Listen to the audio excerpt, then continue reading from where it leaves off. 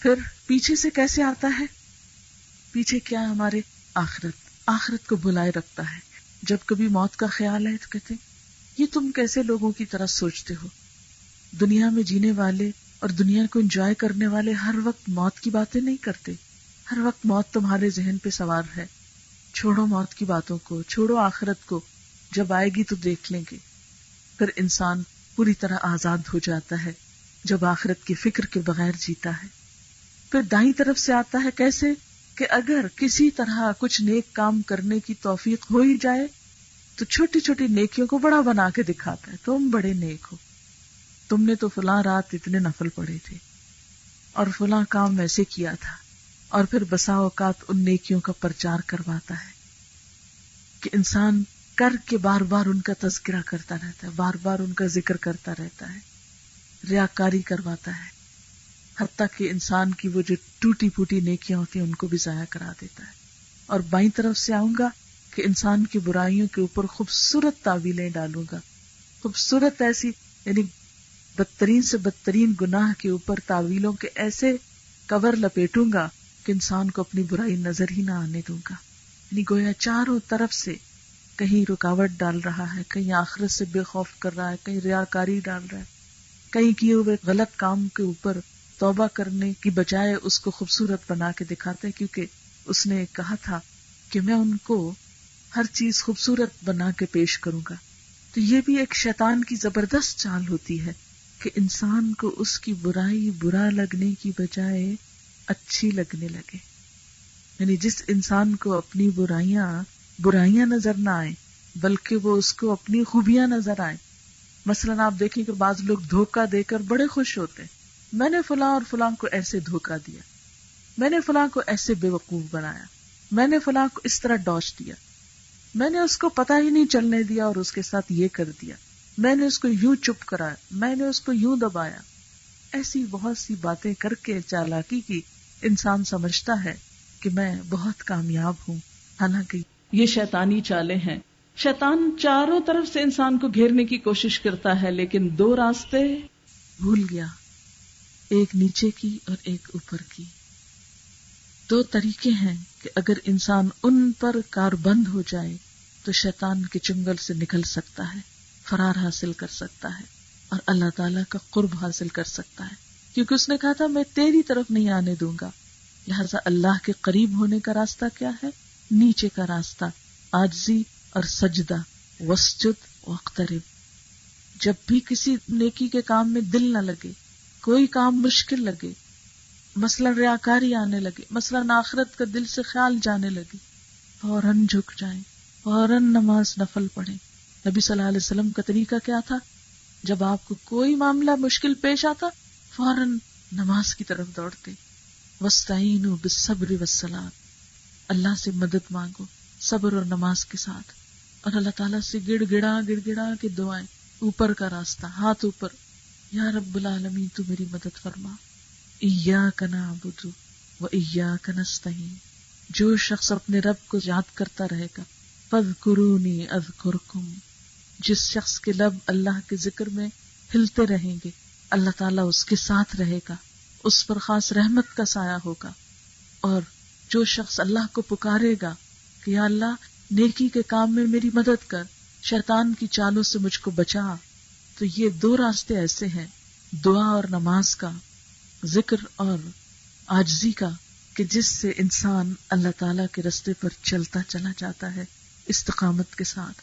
پھر انسان کو کوئی چیز پھسلاتی نہیں، نہ کسی کی خوشامد پھسلاتی ہے اور نہ کسی کی تنقید پھسلاتی ہے، نہ کسی کے اعتراضات اور عیب جوئی انسان کو تکلیف دیتی ہے اور نہ کسی کی تعریفیں انسان کو کچھ بہت فائدہ دیتی ہیں، کیونکہ وہ جھکا ہوا عاجز بندہ ہے. وہ جو کچھ کر رہا ہے اپنے رب کے لیے کر رہا ہے، اور وہ چپ کے آہستہ آہستہ رب کی طرف بڑھتا چلا جاتا ہے. شیطان کا گھیرا سب انسانوں کے لیے ہے. جو شخص اللہ سے تعلق قائم کر لے.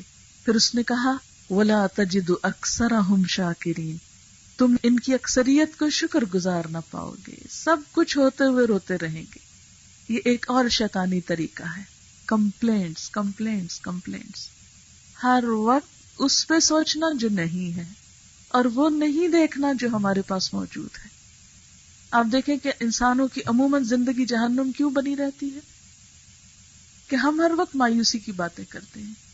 بہت سی عمر اس غم میں گزر جاتی ہے کہ یہ اور یہ نہیں ہے، اور بہت سی عمر اس غم میں کہ آئندہ کیا ہوگا. اللہ کے دوستوں کے لیے نہ خوف ہے نہ غم ہے، نہ انہیں مستقبل کی فکر ہوتی ہے، نہ ماضی کا غم ہوتا ہے. جو ہو گیا سو ہو گیا، جو وقت ہاتھ سے نکل گیا سو نکل گیا، اس پر اب ہماری کوئی قدرت نہیں رہی.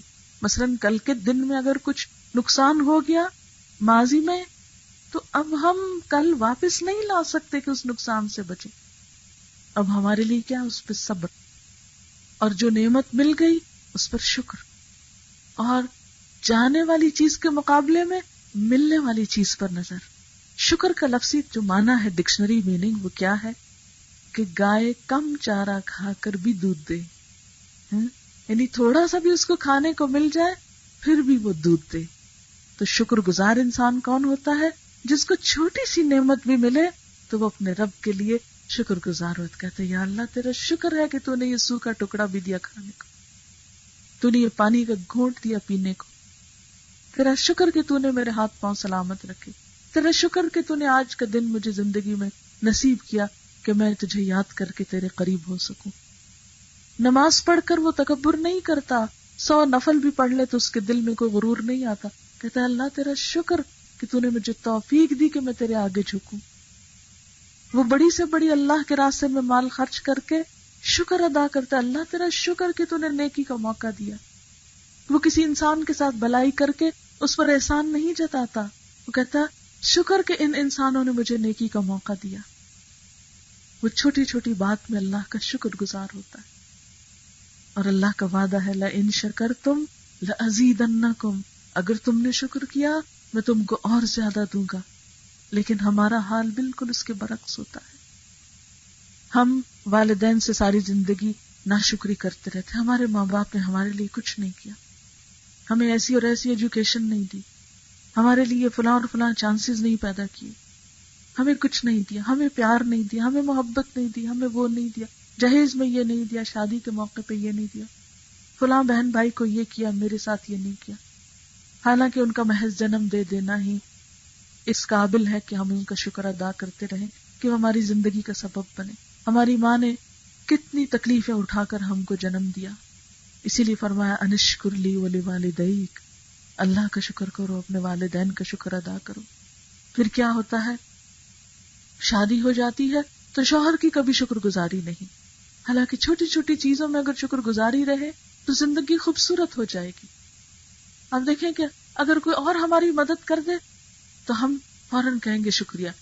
شوہر 100 چیز بھی ہم کو لا کر دے تو مشکل ہی زبان سے نکلے گا کہ شکریہ. کہتے نہیں تو اس کا فرض بنتا ہے، اس میں شکریہ کی کیا بات ہے، کوئی فارمل ہونے کی کیا ضرورت ہے. حالانکہ نہیں، یہ اچھے اخلاق کی علامت ہے، یہ چھوٹی چھوٹی چیزوں میں شکر گزار ہو. آپ صلی اللہ علیہ وسلم نے کیوں فرمایا تھا میں نے عورتوں کی اکثریت کو جہنم میں دیکھا، اور اس کی بنیادی وجہ کیا بتائی کہ وہ شوہروں کی ناشکری ہوتی ہے. اور آپ نے خاص طور پہ اسپیسیفائی کیا کہ تم میں سے ایک اپنے ماں باپ کے گھر بن بیاہی بیٹھی رہتی ہے، پھر اللہ اس کو شوہر دیتا ہے، پھر اس سے بچے دیتا ہے، اس سے کئی خوشیاں ملتی ہیں اس کو، لیکن کبھی اس سے اگر کوئی کمی رہ جاتی ہے تو فوراً پکار اٹھتی ہے کہ میں نے اس گھر میں کوئی خوشی دیکھی ہی نہیں، فوراً ناشکرے پن پہ اتر آتی. تو یہ ناشکرا پن جو ہے یہ زندگی کو کانٹوں سے بھر دیتا ہے، اور یہ ایک شیطانی رویہ ہے. پھر اسی طرح ہر ایک سے کمپلینٹ، یہ فلاں مجھ سے اس طرح نہیں ملا، فلاں نے مجھ کو یہ نہیں دیا، فلاں نے مجھے یوں نہیں پوچھا، فلاں نے میرے ساتھ یہ نہیں کیا. اگر ہم صرف لوگوں کی بھلائیوں پہ نظر رکھیں اور ان کی کمی کو معاف کر کے اگنور کر دیں، اور ہم یہ سوچ لیں کہ کوئی بھی جو بھلائی ملتی ہے تو وہ اللہ کے اذن سے ہوتی، کوئی انسان بھی اگر ہمیں کوئی خیر پہنچاتا ہے تو وہ اللہ کے اذن سے ہوتا ہے، اللہ نہ چاہے تو کوئی انسان اپنی طاقت سے پہنچا ہی نہیں سکتا. اس لیے ہوا اضحک و ابکا، وہی ہنساتا ہے وہی رلاتا ہے، خوشی اور غم اس کی طرف سے ہوتا ہے. لہذا ہمارا کام کیا ہے کہ جو نہیں اس پر نہیں کوڑھیں، جو ہے اس پر شکر ادا کریں، اس پر شکر ادا کریں. آپ دیکھیں کہ بہت سے لوگ ایسے ہوتے ہیں کہ جو اپاہج بھی ہوتے لیکن ان کی زبان لمحے لمحے شکر بول رہی ہوتی کہ اللہ شکر ہے تو نے زندگی دی، تو نے اولاد دی، تو نے وہ دی. لیکن بہت سے لوگوں کے پاس سب کچھ ہونے کے باوجود صرف کمپلینٹس ہوتی ہیں کہ اس نے یہ نہیں کیا، اس نے وہ نہیں کیا، اور اس سے وہ صرف اپنے آپ کو جلاتے ہیں. آپ دیکھیں کہ جب ہم ناشکرے ہوتے ہیں تو ہمارے اندر ایک آگ جل رہی ہوتی ہے نا، ہمارے اندر ایک تکلیف ہوتی ہے، لیکن فوراً ہی جب ہم ایک اچھی چیز کو دیکھ لیتے ہیں تو مسکرا اٹھتے ہیں. اب جیسے میں نے پہلے بھی مثال دی کہ ایک سڑک پہ چلتے اگر پھولوں پہ نظر رکھیں، کبھی آپ پھول کو دیکھیں تو پھول دیکھتے ہی آپ دیکھیں گے قدرتی طور پہ آپ کے چہرے پہ مسکراہٹ آ جائے گی. ہو نہیں سکتا کہ آپ پھول کو غور سے دیکھیں اور مسکرانا اٹھیں. تو جو لوگ زندگی میں حسن دیکھنے کے عادی ہوتے، ہر چیز کے اندر خوبصورت پہلو اور رویہ دیکھتے ہیں، وہ مسکرانے والے ہی ہوتے ہیں. پھر ان کی زندگی خود بخود خوشگوار ہوتی چلی جاتی، اور یہی سکون کا راز ہے. پھر اس کے بعد کیا کہتا ہے کہ میں ان کے سیدھے رستے پہ بیٹھ کر ان کو بہکاؤں گا. اللہ تعالیٰ نے فرمایا قال اخرج منها مذءوما مدحورا، فرمایا نکل جا یہاں سے مذمت زدہ، دھتکارا ہوا. لمن تبعک منہم، ان میں سے جو تیری پیروی کرے گا، لأملأن جہنم منکم اجمعین، تو میں جہنم کو تجھ سمیت ان سب سے بھر ڈالوں گا. جو تیرے راستے پہ چلے گا تیرے ہی ساتھ جائے گا، تیرے ہی انجام کو پہنچے گا. تو شیطان کا راستہ کیا ہے؟ اس کے سائن بورڈز میں آپ کو دوبارہ دوہرا دیتی ہوں کہ اللہ کے کسی بھی حکم سے انکار کر دینا. بہت عبادت گزار تھا، آدم کے آگے سجدے کے حکم سے انکار، ایک حکم سے انکار، یعنی جانے بوجھے اللہ کی نافرمانی کرنا. اور کیا طریقہ اس کا؟ خود کو اچھا سمجھنا، انا خیر منہ. اور کیا؟ تاویلیں پیش کرنا، خلقتنی من نار و خلقتہ من طین. اور کیا؟ کہ مہلت مانگنا، ڈھیل مانگنا. پھر اس کے بعد اپنی غلطی کا الزام دوسرے پہ دھرنا، فبما اغویتنی. عام طور پہ ایسا ہوتا نا کہ مثلاً اگر ہمارا ہاتھ لگ کے کوئی چیز گر گئی تو ہم کہیں گے دیکھا نا یہ تم نے یہاں رکھی کیوں تھی. یہ نہیں کہیں گے کہ ہماری عقل کہاں تھی، کہیں گے کہ انہوں نے غلط جگہ رکھی تھی نا اس لیے ایسا ہوا. تو اپنی غلطی خود کر کے دوسرے پہ الزام. اور کیا شیطان کے راستے کا سائن ہے؟ یعنی ایک رحمان کا راستہ نا جسے صراط مستقیم کہتے، اور ایک شیطان کا راستہ ہے، اس پر بھی کچھ سائن بورڈ لگے ہوئے جس کو دیکھ کر آپ پہچان سکتے آپ کس راستے پہ جا رہے. اگر ان میں سے کوئی چیز ہمارے اندر ہے تو الارم ہے، ریڈ لائٹ جل رہی ہے کہ دیکھو خطرے کی علامت ہے، ان چیزوں سے باز آ جاؤ. پھر کیا؟ نہ خود نیکی کرنا، نہ دوسروں کو کرنے دینا. پھر ناشکراپن. یہ سارے طریقے اور سائنس کس کے ہیں؟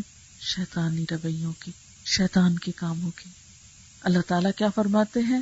جو یہ کام کرے گا، جو ان طریقوں پہ چلے گا، میں ان سب سے جہنم کو بھر دوں گا. لَأَمْلَأَنَّ جہنم، اور مجھ کو پرواہ نہیں. ایک اور جگہ پر بھی آتا نا یوم نقول لجہنم هل امتلأت وتقول هل من مزید. جس دن ہم جہنم کو کہیں گے کیا تو بھر گئی، یعنی اتنے ڈالے جائیں گے اور پھینکے جائیں گے اس ناشکر پن کی وجہ سے، کیا تو بھر گئی. وتقول هل من مزید، وہ کہے گی کیا کچھ اور بھی ہے، لے آؤ اور بھی لے آؤ، ابھی بہت جگہ ہے. وَيَا آدَمُ اسْكُنْ أَنْتَ وَزَوْجُكَ الْجَنَّةَ، اور اے آدم رہو تم اور تمہاری بیوی جنت میں. فَكُلَا مِنْ حَيْثُ شِئْتُمَا، جہاں سے چاہو کھاؤ پیو. وَلَا تَقْرَبَا هَٰذِهِ الشَّجَرَةَ، مگر اس درخت کے پاس نہ جاؤ. فَتَكُونَا مِنَ الظَّالِمِينَ، ورنہ ظالموں میں شمار ہوگے. اس درخت کے پاس نہ جانا. ایک درخت تھا، اب دنیا میں تو کوئی بھی درخت ممنوع نہیں ہے، آپ کسی بھی درخت کا پھل کھا سکتے اللہ ہی کہ کڑوا نہ ہو یا نقصان دہ نہ ہو، آپ جس درخت کے پاس مرضی جائیں. لیکن جنت میں اللہ تعالیٰ نے ایک درخت کے پاس جانے سے منع کر دیا. دنیا میں بھی آپ دیکھیں کہ اب بھی تو ہمارے امتحان ایسے ہی ہے نا کہ بہت سی کھانے کی چیزیں اللہ نے ہم کو دی، لیکن کچھ چیزوں سے منع کر دیا کہ یہ کچھ چیزیں جو ہیں یہ حرام ہیں، ان کے پاس نہیں جانا. ہمارا حال کیا ہے؟ حلال چھوڑ کر شیطان کے پیچھے چل کے حرام ہی کی طرف اٹریکٹ ہوتے ہیں. مثلا کتنے سافٹ ڈرنک ہیں، کتنے شربت ہیں، کتنی اچھی اچھی پینے کی چیزیں ہیں، انہیں چھوڑ کر شراب ہی کی طرف اٹریکشن ہوتی ہے اور اسٹیٹس سمبل بنتا ہے. جب اس حرام کو ہاتھ لگائیں. یعنی کچھ اور چیز پینے سے اسٹیٹس سمبل نہیں بنتا، آپ بڑا انسان نہیں کہلا سکتے. ہاں اس حرام کی طرف بڑھے تو شیطان ذہنوں میں ڈالتا ہاں اب یہ معیار پہ پورا اتر گیا ہے. ہاں؟ تو اللہ تعالیٰ نے کیا کیا، ایک درخت منع کر دیا، اس کے پاس نہیں جانا ورنہ ظالموں میں شمار ہو گئے. اب ہوا کیا، شیطان پیچھے چلا گیا اور ان کے دل میں وسوسے ڈالنے لگا. وسوسہ کیا ہوتا ہے؟ عربی زبان میں وسوسہ کہتے ہیں جب ہوا درخت کے اندر سے گزرتی ہے تو اس کے پتوں میں ہلکی سی سرسراہٹ پیدا کرتی ہے، تو اس کو وسوسہ کہتے ہیں. تو شیطان جو خیال انسان کے دل میں ڈالتا ہے، جو خاموش وسپرنگ کرتا ہے انسان کے دل میں، جس سے انسان کے اندر ایک اکساہٹ ہوتی ہے برا کام کرنے کی، اس کا نام وسوسہ ہے.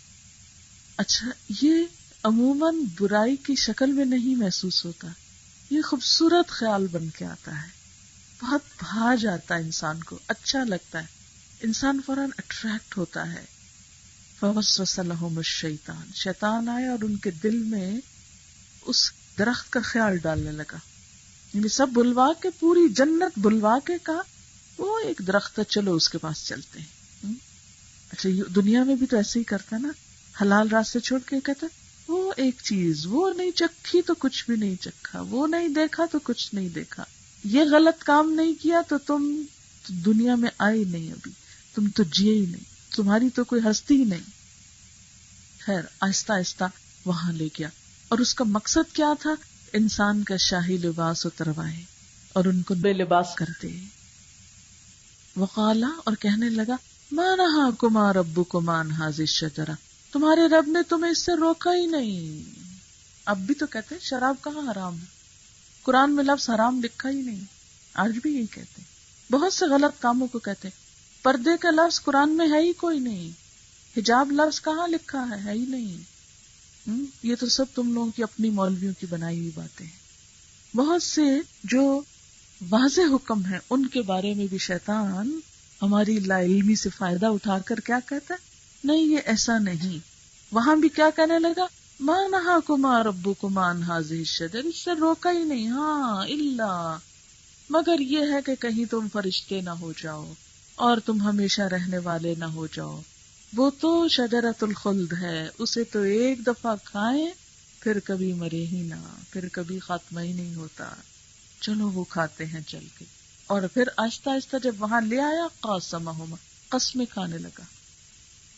پہلے خیال ڈالا، پھر ادھر قدم چلائے، پھر اس کے بعد قسمیں کھائیں اور پکا یقین دلایا، انی لکما لمن الناصحین، میں تمہارا بڑا خیر خواہ ہوں، پتا ہے میں تمہارا دوست ہوں، میں تمہارے قریب ہوں، میں تمہارا مددگار ہوں. انی جار لکم، میں تمہارا ساتھی ہوں. وہاں بھی کیا کہنے لگا، میرا مشورہ مانو، ہمیشہ کی زندگی چاہیے، اگر مرنے سے بچنا چاہتے تو ایک دفعہ کھا کے تو دیکھو، کچھ نہیں ہوتا. فدلاہما بغرور، آہستہ آہستہ دھوکے سے ان کو پھسلا لیا. دلہ کا لفظ ہوتا ہے تدلیہ سے، تدلیہ کہتے ہیں ڈول کو کنویں میں ڈال کے تو اس سے پانی آہستہ آہستہ نکال لینا. یعنی اس نے کیا کیا، ڈول ڈالی ان کے اندر، تھوڑی سی چیز ڈالی. اچھا، شیطان کا طریقہ کیا ہوتا ہے، ذرا سا خیال ڈالتا ہے، پھر پیچھے ہٹ کے دیکھتا ہے انسان کا ری ایکشن کیا ہے.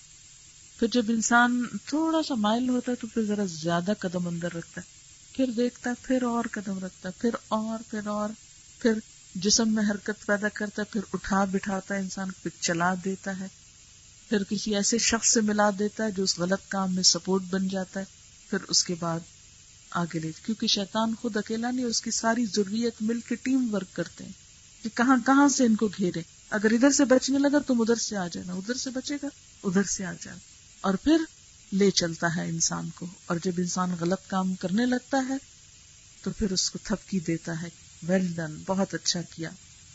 فلما ذاق الشجرہ، ہوا یہ کہ شیطان کی باتوں میں وہ آ گئی. پوری جنت میں بے شمار پودے اور درخت چھوڑ کے، طرح طرح کے کھانے چھوڑ کے وہ اس ایک حرام درخت کے پاس آ گئے. آج بھی شیطان کا طریقہ کیا ہے، سب جائز اور حلال امور چھڑوا کے ہمیں آہستہ آہستہ آہستہ حرام کے پاس لا کھڑا کرتا ہے. اب کیا ہوا؟ انہوں نے درخت کا مزہ چکھ لیا، اللہ تعالیٰ کا وعدہ پورا ہو گیا، بدت لہما سوآتہما، لباس اتروا لیا گیا. یعنی کتنی بے عزتی کی بات ہے نا کہ کسی کا لباس اتروا لیا جائے.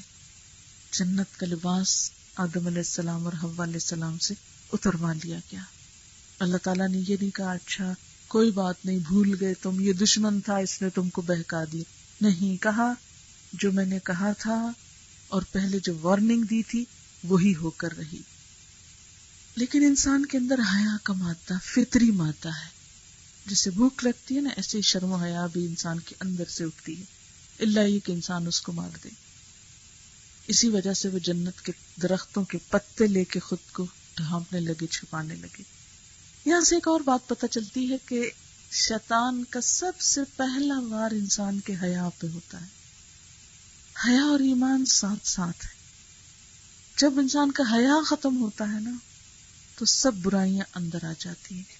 آپ دیکھیں کہ آپ دوسرے کے ساتھ جھجک کے بد اخلاقی نہیں کرتے نا، یہ دراصل حیا ہوتا ہے. جب حیا اٹھ جاتا ہے تو آپ بدتمیز ہو جاتے ہیں، بد اخلاق ہو جاتے ہیں. ایک جھجک ہوتی ہے کہ کسی کی چیز نہیں لینی، لیکن حیا اٹھ جاتا ہے، جھجک ختم ہوتی ہے تو آپ آرام سے چرا لیتے ہیں. ایک جھجک ہوتی ہے کہ کسی کی برائی نہیں کرنی، جب وہ ہٹ جاتی ہے تو آپ فوراً زبان کھول دیتے ہیں. تو یہ جو حیا یا جھجک ہوتی ہے انسان کے اندر، یہ انسان کے ایمان کی علامت ہوتی ہے. اور یہ ایک حجاب ہوتا ہے، ایک رکاوٹ ہوتی ہے جو انسان کو برائیوں سے بچا کے رکھتی ہے. لیکن جب یہ نکل جائے انسان کے اندر سے تو پھر آپ صلی اللہ علیہ وسلم نے جیسے فرمایا تھا، جب تم حیا نہیں کرتے تو جو پھر جی چاہے کرو.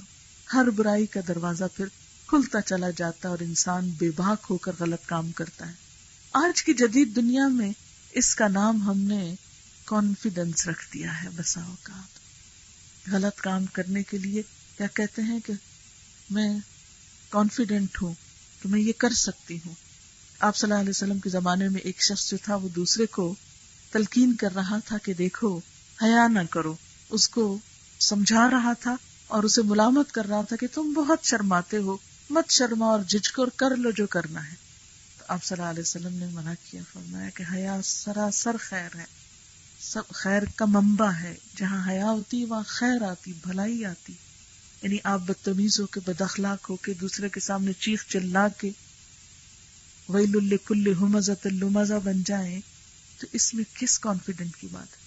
آج ہمارے چھوٹے چھوٹے بچے بدتمیز ہو گئے ہیں، بڑوں کو بعض اوقات منہ پہ بولتے ہیں، بدتمیزی سے شاؤٹ کرتے ہیں ان کے سامنے، اور ماں باپ ہنس رہے ہوتے ہیں، سوچتے ہیں کہ بہت کانفیڈنٹ ہے ہمارا بچہ، اس لیے یہ بدتمیزی سے بات کر رہا ہے. بدتمیزی کا نام ہم نے کانفیڈنس رکھ دیا. تو شیطان کا یہ طریقہ ہے کہ غلط باتوں کو خوبصورت الفاظ میں پیش کر کے انسانوں کو خوبصورت بنا کے دکھاتا ہے. پھر اس کے بعد کیا ہوا؟ وَنَادَاهُمَا رَبُّهُمَا، ان کے رب نے ان کو پکارا. أَلَمْ أَنْهَكُمَا عَنْ تِلْكُمَا الشَّجَرَةِ، کیا میں نے تمہیں اس درخت سے روکا نہ تھا؟ شیطان نے تو کہا نہیں روکا. اللہ تعالیٰ نے فرمایا میں نے روکا تھا تم کو، یاد کرو. وَأَقُلْ لَكُمَا، اور تم کو کہا نہ تھا إِنَّ الشَّيْطَانَ لَكُمَا عَدُوٌّ مُبِينٌ، کہ شیطان تمہارا کھلا دشمن ہے، میں نے تمہیں وارن کر دیا تھا. قالا، دونوں پکار اٹھے، ربنا ظلمنا انفسنا، اللہ ہم نے اپنی جانوں پہ ظلم کر لیا. یہ انسانی رویہ ہے. شیطانی رویہ کیا ہے؟ انا خیر منہ خلقتنی من نار وخلقتہ من طین. انسانی رویہ کیا ہے؟ ربنا ظلمنا انفسنا، اللہ میں نے اپنی جان پہ ظلم کیا. اپنی غلطی کا اعتراف، اپنی غلطی کو مان لینا بڑا مشکل ہوتا ہے، لیکن ایک دفعہ کڑوی گولی اندر کریں پھر آپ دیکھیں کیسی نفس کی شفا ہوتی ہے. چھوٹی چھوٹی غلطیوں پہ دوسرے سے معافی مانگ لینا. آپ دیکھیں ہمارا یہ اخلاق انگریزوں نے لے لیا. ذرا سی کسی کو کونی لگ جائے، دروازہ لگ جائے کہ excuse me, I am sorry, ہماری زبان سے کیوں یہ باتیں نکل گئیں. اردو میں کیا کہتے ہیں؟ کتنی دفعہ ہم کہتے ہیں مجھے افسوس ہے، کہتے ہیں کوئی ہے ہی نہیں یہ لفظ گویا. سوری کہنے کے لیے کیا لفظ ہے؟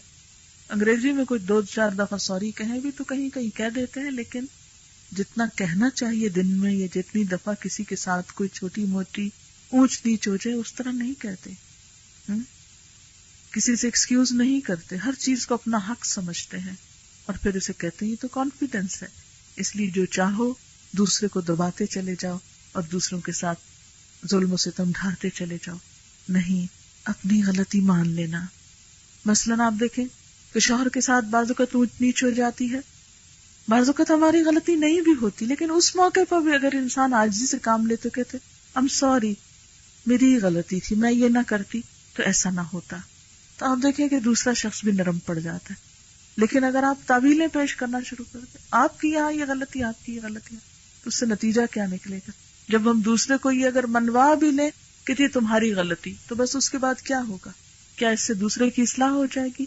اس سے اصلاح نہیں ہو سکتی. پھر کیا ہوا؟ ربنا ظلمنا انفسنا وان لم تغفر لنا، اب ہم کو معافی چاہیے.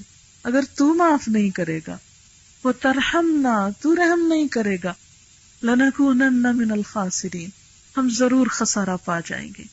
اس سے کیا پتہ چلتا ہے کہ بندہ مومن کو یہ یقین ہے کہ معاف صرف اللہ کر سکتا ہے، رحم صرف اس کے ہاتھ میں ہے، اس کے سوا کوئی ملجا و ماوا ہے نہیں، کوئی چارہ ہے نہیں، کوئی بھاگنے کی جگہ ہے نہیں. مجھے اسی کی طرف لوٹنا ہے، مجھے اسی کی طرف رجوع کرنا ہے. ان لم تغفر لنا وترحمنا لنکونن من الخاسرین. ہم سب کو بھی یہی سمجھنا ہے. یعنی اس میں ہمارے لیے سبق کیا ہے کہ کانسٹنٹلی اللہ تعالیٰ سے رحم کی درخواست اور اپنی غلطیوں کی معافی، اور اس کے بندوں سے بھی معافی مانگ لینا جہاں کہیں زیادتی ہو جائے. قال اهبطوا بعضكم لبعض عدو، فرمایا اتر جاؤ یہاں سے. اب جنت میں تو نہیں رہ سکتے، یہ تو ایک ٹیسٹ تھا تمہارا، اور یہ بتا دیا گیا کہ جنت میں آنے کے لیے اللہ کی اطاعت ضروری ہے. نافرمانی سے جنت کا راستہ نہیں کھلتا، جنت کا دروازہ نافرمانی کی کنجی سے نہیں کھلتا، وہ کھوٹی کنجی ہے. اس کے لیے کیا چاہیے؟ سچی کنجی چاہیے، اور وہ اطاعت کی ہے. جب تک وہ نہیں ہوگی، اللہ کو راضی نہیں کرو گے، وہاں نہیں آ سکو. جنت تو ایک پرسکون بستی ہے، ان لوگوں کے لیے ہے جو اپنے دلوں میں کسی کے لیے کینہ اور حسد اور بغض نہ رکھتے ہوں. ان لوگوں کے لیے ہے جو اپنی زبان سے دوسروں کو اذیتیں نہ دیں. ان لوگوں کے لیے ہے جو اپنے دل میں کسی کے لیے میل نہ رکھیں. کیوں؟ اس لیے کہ اگر اللہ تعالیٰ ہر بد مزاج، اکھڑ، بد اخلاق، بدتمیز انسان کو جنت میں لاتے جائیں تو جنت رہ سکتی؟ جنت کیا بن جائے گی؟ لا تسمع فیہا لاغیہ. جنت کی خوبی تو کیا ہے؟ تم اس میں کوئی لغو بات نہ سنو گے، کوئی بد اخلاقی کی، کوئی بےہودہ بات نہ سنو گے. وہاں تو الا قیلا سلاما سلاما، وہاں تو صرف سلامتی کی آوازیں ہوں گی. تو جو لوگ یہ دنیا میں رہ کے ثابت نہ کریں کہ ہم پرامن لوگ ہیں، ہم سلامتی کے ساتھ جی رہے ہیں اور ہم جینے دینا چاہتے ہیں، جو دنیا میں ثابت نہ کرے، وہ وہاں اللہ کی سلامت بستی میں، سلامتی والی جگہ میں رہنے کے اہل نہیں، ڈیزرو نہیں کرتے. آپ کو یہاں الاٹمنٹ کی نہیں جا سکتی، اس لیے کہ آپ کے اندر وہ بیسک کوالیفیکیشن نہیں. وَلَكُمْ فِي الْأَرْضِ مُسْتَقَرٌّ وَمَتَاعٌ إِلَىٰ حِينٍ، اور تمہارے لیے زمین میں ایک وقت تک ٹھہرنا ہے اور فائدہ اٹھانا ہے. دنیا کیا ہے؟ متاع، استعمال کی چیز، ضرورت کی چیز، فائدے کی چیز.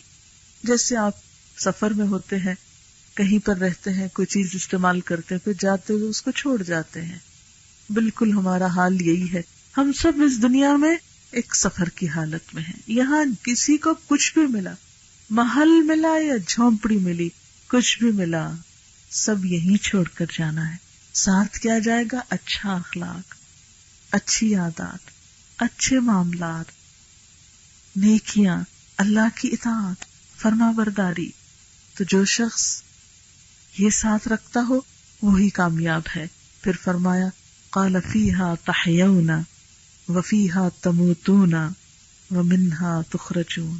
فرمایا اسی میں اب تم کو زندہ رہنا ہے، دنیا میں ہی رہو گے. وفیہا تموتون، یہی تم کو موت آئے گی. ومنہا تخرجون، اسی سے تم دوبارہ نکال لیے جاؤ گے، یعنی واپسی بھی لازم ہے. اس نے بھیجا، اسی کی طرف جانا ہے. عقل مند وہی ہے جو اس کو راضی کر کے جائے، جو دنیا میں اس امتحان میں یہ ثابت کر کے جائے کہ وہ اللہ کا فرما بردار ہے، وہ اللہ کا اطاعت گزار ہے، وہ کبھی بھی اللہ تعالیٰ کی نافرمانی کا سوچ نہیں سکتا، وہ اس کے ہر حکم پر لبیک کہتا ہے۔ ہم سب خود سے پوچھیں، کیا ہم اس کے احکامات پر سر جھکاتے ہیں؟ کہیں ایسا تو نہیں اس کی کسی بات پہ ہم کہیں یا اللہ باقی سب ٹھیک ہے، یہ نہیں کر سکتے؟ نہیں، سب کر سکتے۔ سمعنا و اطعنا، ہم نے سنا، ہم نے اطاعت کی، تو نے بھیجا، تیری ہی طرف واپسی ہے، تجھے کو راضی کرنا میرا سب سے بڑا کام ہے۔ اگر تو راضی تو سب راضی، اور اگر تو راضی نہیں تو ساری دنیا کی رضا مجھ کو کوئی فائدہ نہیں دے سکتی۔ اللہ تعالیٰ سے دعا ہے کہ جس ٹیسٹ میں، جس امتحان میں ہم ڈالے گئے ہیں، اس میں ہم واقعی کامیاب ہو جائیں۔ وآخر دعوانا ان الحمد للہ رب العالمین۔ سبحان اللہ والحمد للہ ولا الہ الا اللہ واللہ اکبر ولا حول ولا قوة الا باللہ العلی العظیم۔ اللہم صل علی محمد وعلی آل محمد کما صلیت علی ابراہیم وعلی آل ابراہیم انک حمید مجید۔ اللہم بارک علی محمد وعلی آل محمد کما بارکت علی ابراہیم وعلی آل ابراہیم انک حمید مجید۔ ربنا آتنا فی الدنیا حسنۃ وفی الآخرۃ حسنۃ وقنا عذاب النار۔ ربنا لا تؤاخذنا ان نسینا او اخطأنا، ربنا ولا تحمل علينا إصرا كما حملته على الذين من قبلنا، ربنا ولا تحملنا ما لا طاقة لنا به، واعف عنا واغفر لنا وارحمنا أنت مولانا فانصرنا على القوم الكافرين۔ يا حي يا قيوم برحمتك نستغيث، لا إله إلا الله أنت الحليم الكريم، سبحان الله رب العرش العظيم والحمد لله رب العالمين۔ رب نسألك موجبات رحمتك وعزائم مغفرتك والغنيمة من كل بر والسلامة من كل اسم، لا تدع لنا ذنبا إلا غفرته ولا هما إلا فرجته ولا حاجة هي لك ردا إلا قضيتها يا أرحم الراحمين۔ یا اللہ پاک، جو کچھ ہم نے پڑھا ہے اس میں جو بات تیری مرضی کے مطابق ہوئی ہے تو اپنی رحمت سے ہمیں اس پر عمل کی توفیق عطا فرما۔ یا اللہ، اس گفتگو میں اگر کوئی بات آپ کی مرضی کے خلاف ہو گئی ہو، لا علمی میں، تو ہم سب کے علم کو درست کر دے، ہماری اصلاح کر دے۔ یا اللہ، ہمیں ہر نیکی کے کام کی توفیق عطا فرما اور ہر برائی سے بچا۔ اللہ تعالی ہمیں اپنا قرب نصیب فرما، ہمیں اپنی رضا سے نواز، ہمیں اپنی اطاعت کی توفیق دے۔ یا اللہ، ہمیں شیطان کے شر سے بچا۔ یا اللہ، ہمیں اپنے نفس کے شر سے بچا۔ یا اللہ، تو ہمیں ہماری ذات کو ہماری نگاہوں میں حقیر کر دے۔ یا اللہ، ہمارے اندر کا تکبر دور کر دے۔ یا اللہ، تو ہمارے اندر بہترین اخلاق پیدا کر دے، ہمارے اندر عاجزی پیدا کر دے۔ یا رب العالمین، تو ہمیں اپنا قرب نصیب فرما۔ یا اللہ، تو ہمیں اپنی کوتاہیوں پہ نظر کرنے کی توفیق دے۔ یا اللہ، ہمیں دوسروں کے عیبوں کی بجائے دوسروں کی بھلائیوں پہ نظر کرنے کی توفیق دے۔ یا اللہ، تو ہمیں اپنا قرب نصیب فرما۔ یا اللہ، تو ہم سے راضی ہو جا۔ یا اللہ، ہمارے سینوں کو ایمان کے نور سے منور کر دے۔ یا رب العالمین، تو ہمیں اپنے ان بندوں میں شامل کر لے جن سے تو راضی ہو جائے۔ یا اللہ، تو ہمیں اپنا شکر گزار بندہ بنا، اپنا فرما بردار بندہ بنا، اپنا اطاعت گزار بندہ بنا۔ یا رب العالمین، تو ہمیں ان کاموں کی توفیق دے جس سے تو راضی ہو جائے۔ اللہم وفقنا لما تحب و ترضا۔ یا اللہ، ہماری نیتوں کو صرف اپنے لیے خالص کر لے۔ یا اللہ، ہمارے سارے اعمال، نیک اعمال کو ریاکاری سے بچا۔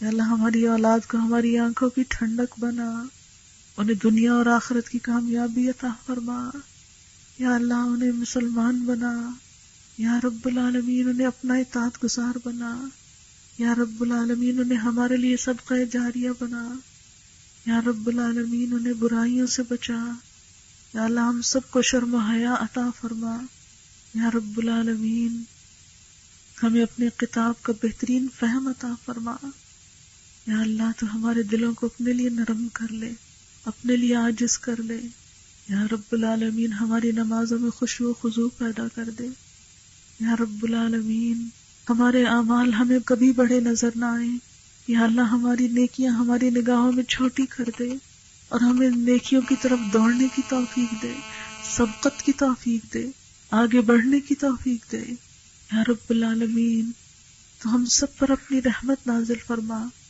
یا اللہ جنہوں نے اس مجلس کا اہتمام کیا ہے یا اللہ انہیں اس کی بہترین جزا عطا فرما، یا رب العالمین جو لوگ دور دور سے چل کر آئے ہیں یا اللہ ان کا آنا قبول فرما، ان کے قدم قدم کو ان کے لیے آثار لکھ لے، ان کے نیکیوں کے آثار میں شامل کر لے، یا اللہ سب کی کوششوں کو قبول فرما، یا اللہ جتنے حاضرین مجلس ہیں ان کے دلوں میں جو دعائیں اور نیک تمنائیں ہیں ان کو پورا فرما۔ اللہم انا نعوذ بک من جہد البلاء ودرک الشقاء وسوء القضاء وشماتة الأعداء، اللهم انفعنا بما علمتنا وعلمنا ما ينفعنا وزدنا علما، اللهم اكفنا بحلالك عن حرامك واغننا بفضلك عمن سواك، اللهم انا نعوذ بك من زوال نعمتك وتحول عافيتك وفجاءة نقمتك ومن جميع سخطك، لا حول ولا قوة إلا بالله العلي العظيم، لا إله إلا أنت سبحانك إني كنت من الظالمين۔ یا اللہ ہم اپنے گناہوں کا اعتراف کرتے ہیں، یا اللہ تو ہمارے گناہوں کو معاف کر دے، یا اللہ تو ہمیں ویسا بندہ بنا لے جیسا بننا تجھے پسند آ جائے، یا اللہ ہماری چال ڈھال، ہماری بول چال، ہماری گفتگو، ہمارا اٹھنا بیٹھنا لینا دینا سب کچھ اپنی مرضی کے مطابق کر لے، یا رب العالمین تو ہم سے راضی ہو جا، یا اللہ جو ہمارے عزیز رشتہ دار فوت ہو چکے ہیں ان کی بخشش فرما، یا اللہ ان کے درجات بلند فرما، یا اللہ ہمارے والدین پہ اپنی رحمت فرما، ان کے درجات بلند فرما، یا رب العالمین تو ہمیں صحت اور تندرستی عطا فرما، ہمارے سب کاموں میں آسانی پیدا کر دے، یا اللہ ہمیں نیکی کے کاموں میں آگے بڑھنے کی توفیق دے، یا رب العالمین ہمارے نیک اعمال کو ضائع ہونے سے بچا، ایسے کاموں سے بچنے کی توفیق دے جس سے تیرا غضب بھڑکتا ہو، اللہ نیکی کے راستے پہ چلنا ہمارے لیے آسان کر دے، یا رب العالمین تو ہم سب کو اپنا ذکر کرنے والا اور شکر کرنے والا بنا، یا اللہ تو ہماری دعاؤں کو سن لے، ہم پہ اپنی رحمت فرما، ربنا تقبل منا انك انت السميع العليم وتب علينا انك انت التواب الرحيم، وصلى الله تعالى على خير خلقه محمد وعلى آله وأصحابه وأهل بيته أجمعين برحمتك يا أرحم الراحمين، إلهي آمين۔ سبحانك اللهم وبحمدك نشهد أن لا إله إلا أنت نستغفرك ونتوب إليك، والسلام علیکم ورحمۃ اللہ۔